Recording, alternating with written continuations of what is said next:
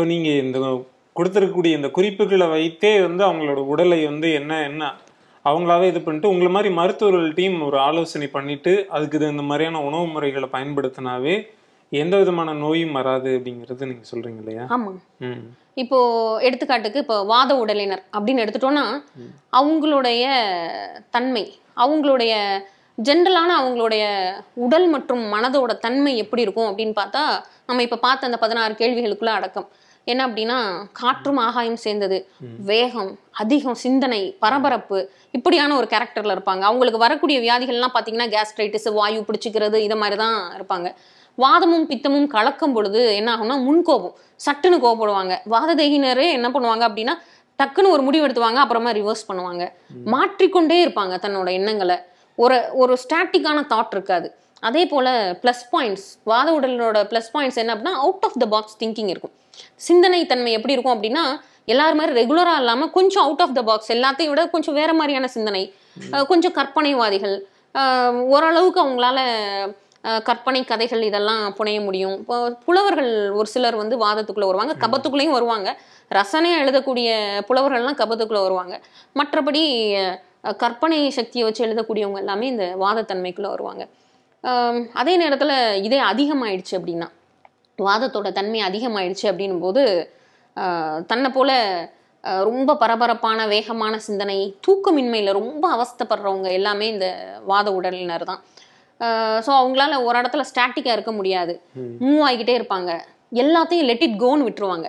எதனாலும் வந்தா வருது, போனா போகுது அப்படின்ற ஒரு சிந்தனைக்குள்ள வந்துருவாங்க. அதே மாதிரி எதுலையுமே நேர கட்டுப்பாடே இருக்காது. வாத உடலினர் வந்து டைமிங் சென்ஸ் வந்து ரொம்ப ஒர்ஸ்டா இருக்கவங்க வாத உடலினர் தான். இர்ரெகுலர்னு சொல்லலாம். உணவுல வாதத்தன்மையினர் வந்து கரெக்டான டைம் மெயின்டைன் பண்ண மாட்டாங்க. உடற்பயிற்சி ஒரு நாள் பண்ண சொன்னோம், ஏதாவது ஒன்று கற்றுக் கொடுத்தோம் அப்படின்னா வாத உடலினர் என்ன பண்ணுவாங்க, ஒரு நாள் ரொம்ப சின்சியரா 2 மணி நேரம் பண்ணுவாங்க, அடுத்த நாள் பண்ணாம விட்டுருவாங்க, அடுத்து திரும்ப ஒரு 2 மணி நேரம் பண்ணுவாங்க, அப்புறம் ஒரு நாள் 1/2 மணி நேரம் பண்ணுவாங்க, ஒரு நாள் காலையில உடற்பயிற்சி பண்ணுவாங்க, ஒரு நாள் மதியம் பண்ணுவாங்க, ஒரு நாள் சாயங்காலம் பண்ணுவாங்க. இப்படியா அவங்களோட ஷெட்யூலே ரொம்ப இர்ரெகுலரா இருக்கும். ஒரு மனிதன் வந்து 40 வயசுலயே வந்து அரை மருத்துவன் ஆயிடுறான் அப்படின்னு சொல்றாங்க. 40 வயசுக்குள்ளேயே அவனுக்கு நிறைய நோய்கள் வரது போறது எல்லாமே வந்ததுனால அவனே ஒரு அரை மருத்துவன்னு சொல்றாங்க. இப்போ நீங்க சொல்லக்கூடிய இந்த அந்த மருத்துவ முறையில பார்த்தீங்கன்னா வந்து வாதம், பித்தம், கபம், இந்த 3 தேகம் உள்ளவர்களும் என்ன மாதிரியான உணவுகளை வந்து எடுத்துக்கிட்டா அவங்கள உடலை வந்து ஆரோக்கியமா வச்சுக்க முடியும்? நிச்சயமாங்க. அதாவது இப்போ வாத உடல் அப்படின்னு எடுத்துட்டோம்னா முதல்ல வாதம்னா என்ன அப்படின்னு நம்மளுக்கு தெரியணும். வாதம்னா காற்று. காற்று அப்படின்னும் போதே வறட்சி. காற்று அப்படின்னா வறட்சி இருக்க இடம் எப்படி இருக்கும்னா கடினமா இருக்கும். வறட்சி, கடினம். அதே மாதிரி வாதத்தோட தன்மை வந்து மிதமான அளவு ஒரு குளிர்ச்சியும் இருக்கும். வாதத்துல வந்து இப்போ வாத உடம்புக்காரங்களோட உடலை தொட்டு பார்த்தாலே லேசா மிதமான அளவு உள்ளங்கால்லாம் சூடா இருக்காது, குளிர்ச்சி இருக்கும். அதே நேரத்துல வறட்சி இருக்கும், கடினமாகவும் இருக்கும். இதற்கு எதிர்ப்பதமான உணவு பதம் எடுக்கணும். அதாவது மிதமான அளவு வெப்பமுள்ள உணவுகள், கொஞ்சம் அந்த லுக்வார்ம் வாட்டர்னு சொல்லுவாங்களே அது மாதிரி வெதுவெதுப்பான, அதே நேரத்துல கடினம் இல்லாத கொஞ்சம் லகுவான கஞ்சி மாதிரி.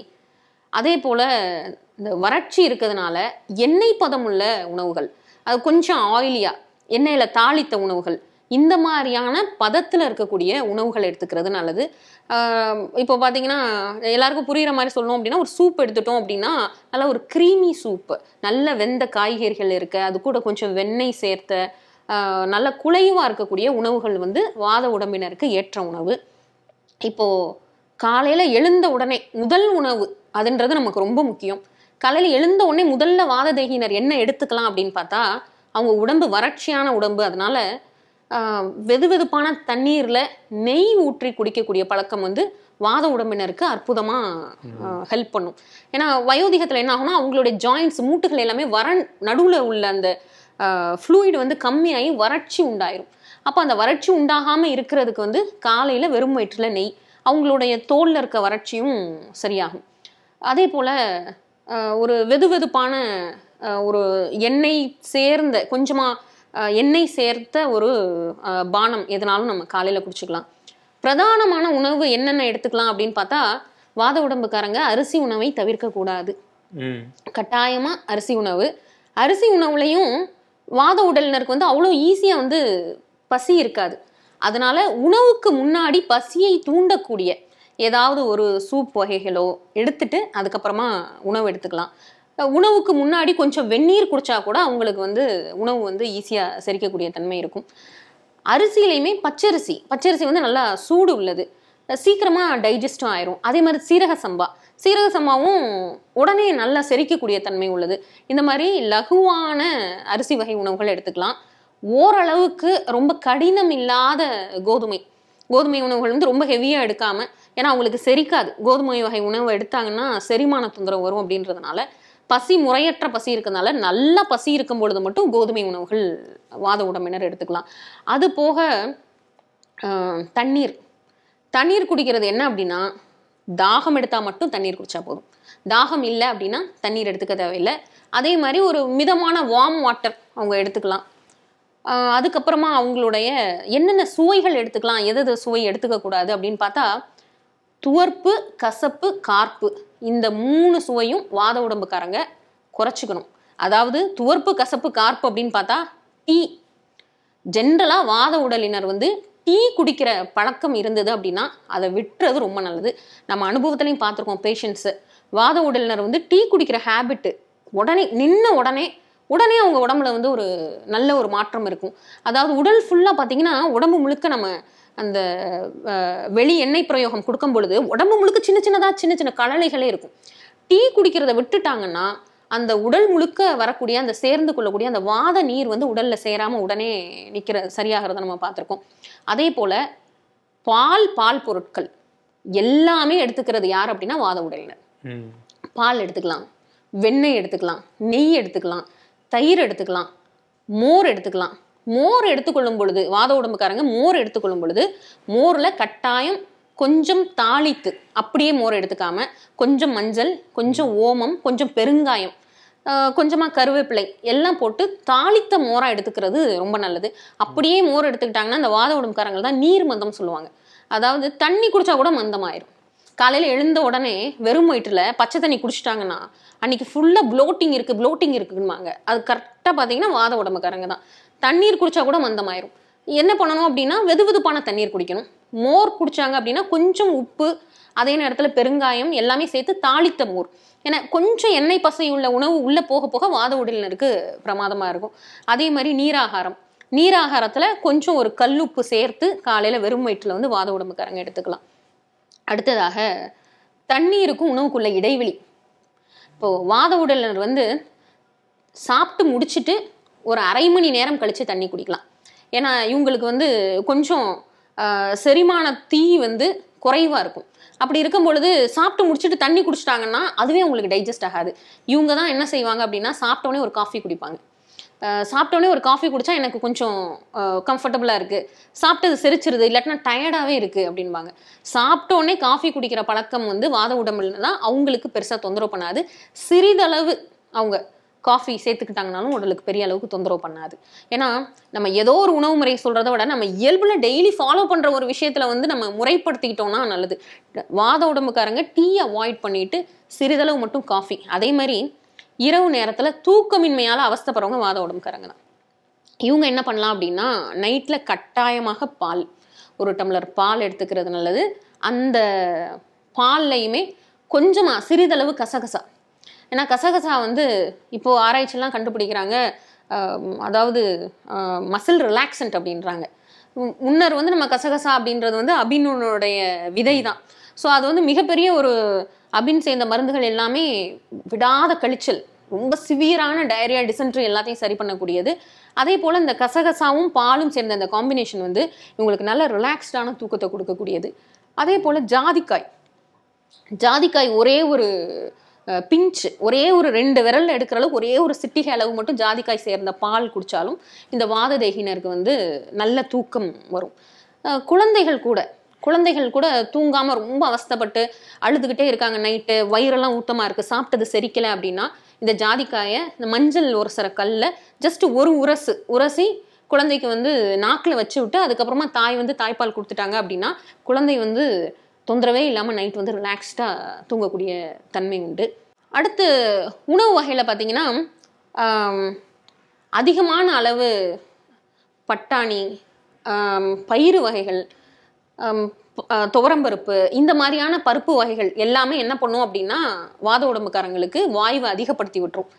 அதே போல ரா ஃபுட்டு, வேக வைக்காத பச்சை காய்கறிகள், அப்படியே ரா ஜூஸ் குடிச்சிட்டு, பீட்ரூட் ஜூஸ் வாத உடம்புக்காரங்க ஒரு 40 நாள் குடிச்சாங்கன்னா 41வது நாள் வயிற்று வலி தாங்க முடியாம வருவாங்க.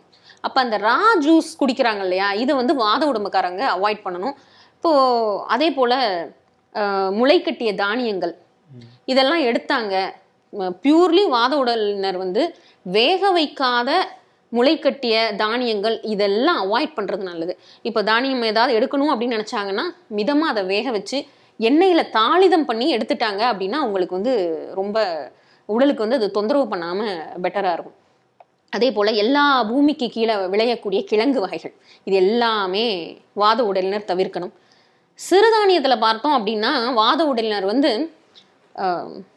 கிட்டத்தட்ட எல்லா சிறுதானியங்களும் அவங்களுக்கு தொந்தரவு பண்ணக்கூடியதுதான். அதை அரிசி தவிர்த்து, ஏன் அப்படின்னு பார்த்தா கம்பு என்ன பண்ணும்னா வாத சோபத்தை உண்டாக்கும், நிறத்தை மாற்றும்ன்றாங்க, தோலில் உள்ள நிறம் மாறும். வாத உடலினர் வந்து கம்பு எடுத்துக்கிட்டாங்க அப்படின்னா அவங்களுக்கு தொந்தரவு பண்ணும். அதே மாதிரி கேழ்வரகு ஓரளவுக்கு எடுத்துக்கலாம், குறைவான அளவு கேழ்வரகு, ஏன்னா கேழ்வரகு சூடு, பித்தத்தை அதிகப்படுத்தக்கூடியது. வாத தேகினர் ஓரளவுக்கு எடுத்துக்கலாம். அளவுக்கு அதிகமாக எடுக்கும்போது அது வந்து தோலில் ஏதாவது ஒரு தொந்தரவு உண்டாக்கும். வரகு சூடு, தாராளமாக வாத உடலினர் வரகு மட்டும் எடுத்துக்கலாம். இந்த கம்பு, சோளம், வரகு எல்லாமே தோல்ல பிரச்சனை ஏற்படுத்தக்கூடியது, வாதத்தை கொஞ்சம் அதிகப்படுத்தக்கூடியது. அதனால கடினமான உடல் உழைப்பு இல்லாத வாத தேகியினர் சிறுதானியங்களை ஓரளவுக்கு மிதமா குறைச்சிக்கிறது வந்து ரொம்ப நல்லது. அதே போல பழங்கள் எடுத்துட்டோம்னா எல்லா இனிப்பான பழங்கள் வாத தேகினர் எடுத்துக்கலாம். துவர்ப்பான அரை குறையா காயா இருக்க பழங்கள் வந்து வாத தேகினர் அவாய்ட் பண்ணியே ஆகணும். ஏன்னா அது வந்து அவங்களுக்கு செரிக்காது. திரும்பவும் நல்ல இனிப்பான பழுத்த பழங்கள் எடுத்துக்கலாம். அதுக்கப்புறமா வந்து அசைவ உணவுகளில் பார்த்துட்டோம்னா வாத உடலினர் வந்து கோழிக்கறி சேர்த்துக்கலாம், மீன் வகைகள் சேர்த்துக்கலாம். இதை வந்து அவாய்ட் பண்ணுறது நல்லது. அதாவது வெள்ளாட்டுக்கறி வந்து குளிர்ச்சியை உண்டாக்கும், வாத உடலினருக்கு வந்து வெள்ளாட்டுக்கறி வந்து உடலுக்கு ஒவ்வாமையும் உண்டாக்கும். பலருக்கு வந்து ஒவ்வாமை வந்திருக்கதை பார்த்துருக்கோம். அதனால கோழிக்கறி வகைகள், மீன் வகைகள் எல்லாமே வாத உடலினர் எடுத்துக்கலாம். அடுத்ததா இப்போ வாத உடலினர் வந்து என்னென்ன மாதிரியான ஊறுகாய் கூட பார்த்தீங்கன்னா நல்ல செரிமானத்தை தூண்டக்கூடிய நாரத்தங்காய் ஊறுகாய் சேர்த்துக்கலாம். சுத்தமாக பசியே இல்லை அப்படின்னா ஜாதிக்காய் ஊறுகாய் சேர்த்துக்கலாம்.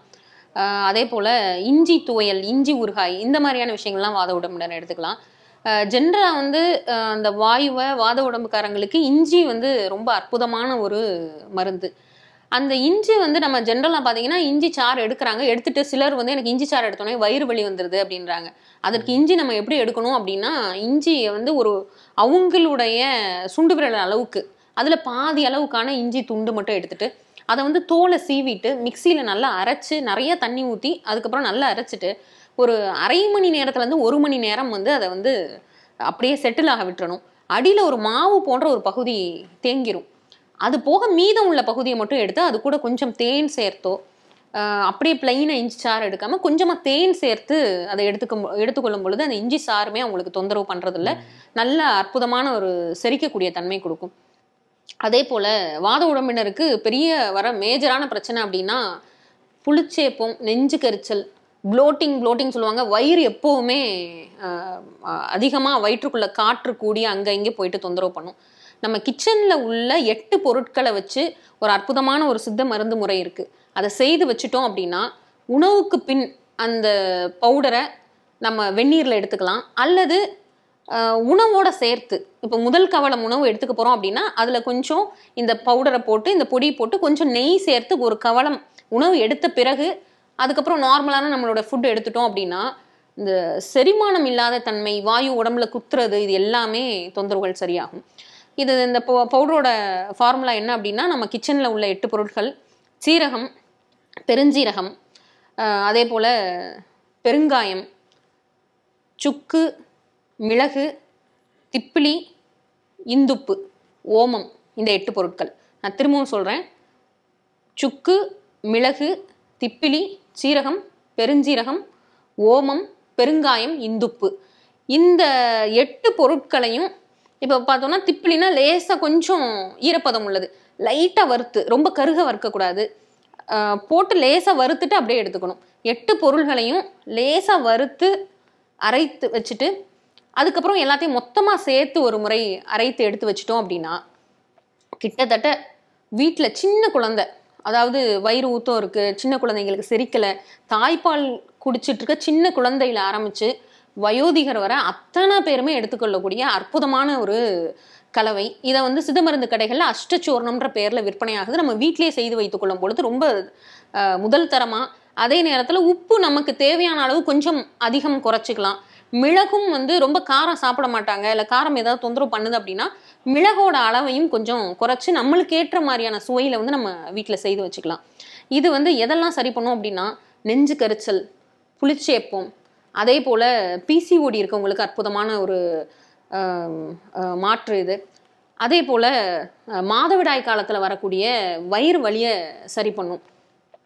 ஒரு சிலருக்கு வந்து வெளி உணவுகள் சாப்பிடும்போது மட்டும் ஏதாவது தொந்தரவு இருக்கும், மந்தமான உணவுகள் எடுத்துட்டாங்க அப்படின்னா அந்நேரத்தில் இது ஒரு ஸ்பூன் அளவை விட 2 ஸ்பூன் அளவு கூட எடுத்து வெந்நீரில் எடுத்துக்கொள்ளும் பொழுது உடனடியாக அது செரிக்கக்கூடிய தன்மை கொடுக்கக்கூடியது. கொலஸ்ட்ரால் லெவல் அதிகமாகாமல் பார்க்கக்கூடிய ஒரு அற்புதமான மருந்து இது. யாருக்கும் இதை வந்து செரிமானத்துக்குன்னு தான் நினச்சிட்டு இருக்காங்க.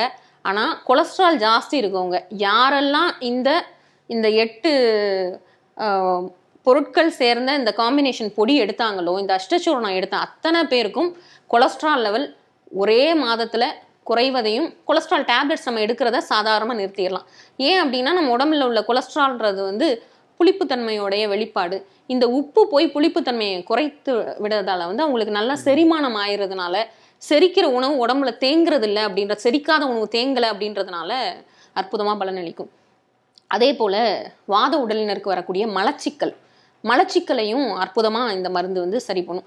இதுக்கு பதிலாக ஒரு ஸ்பூனுக்கு பதிலாக 2 ஸ்பூன் எடுத்துட்டாங்க அப்படின்னா உங்களுக்கு வந்து வாத உடலினருக்கு வரக்கூடிய மலச்சிக்கலும் இதில் சரி பண்ணிக்கலாம்.